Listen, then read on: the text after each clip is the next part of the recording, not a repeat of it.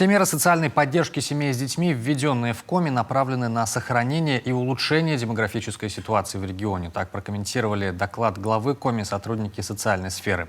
Напомним, 29 апреля Владимир Уйба выступил с ежегодным отчетом перед Госсоветом Республики. Бюджет отрасли соцзащиты в прошлом году был увеличен на 30%. Каждый третий житель региона и более 7500 семей с детьми в Коми получили меры соцподдержки. Продолжительность жизни за последние 5 лет в республике увеличилась почти на 2 года.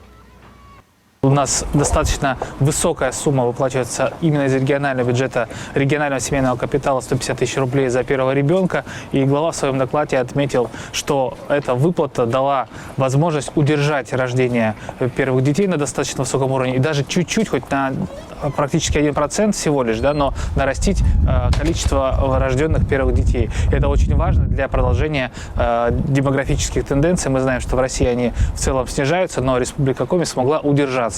С 2020 года в Республике Коми действует такая мера социальной поддержки, как выплата беременным женщинам в период ожидания ребенка на продукты питания. Эта мера введена в республике впервые, и уже в этом году о данной мере заявил и президент нашей страны Владимир Путин.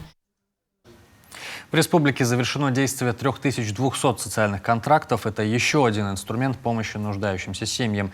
2/3 участников программы смогли повысить доходы. Создание условий для комфортного проживания, качественного образования и оказания медпомощи, цифровизация, оздоровление экономики – все усилия правительства Коми направлены на изменение ситуации в регионе. В рамках доклада главы Республики Коми в рамках государственной молодежной политики мы услышали для себя очень много полезной информации. Во-первых, он говорил о развитии социальной сферы, что для нас немаловажно, потому что государственная молодежная политика – это очень широкий спектр направлений, и поддержка молодежи, она тоже имеет место быть.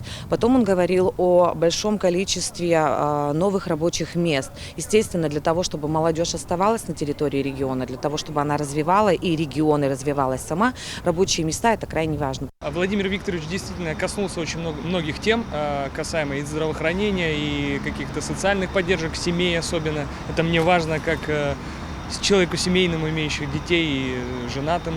Вот. Но и молодежной политики касаемо. Там было очень много интересных вопросов решено, особенно про интернет, который касаемо в отдаленные участки Республики Коми должен быть доступный интернет, потому что сейчас век цифровизации, очень многие, особенно молодежь, пользуются именно интернет-порталами. Чаще всего это соцсети. За 2 года в Коми получили доступ к интернету более 20 тысяч человек. До конца 2021-го доступ к всемирной паутине получат еще в 123 населенных пунктах. 676 социально значимых объектов будут подключены к сети по волоконно-оптической линии связи. Еще 160 объектов по технологии беспроводного широкополосного доступа.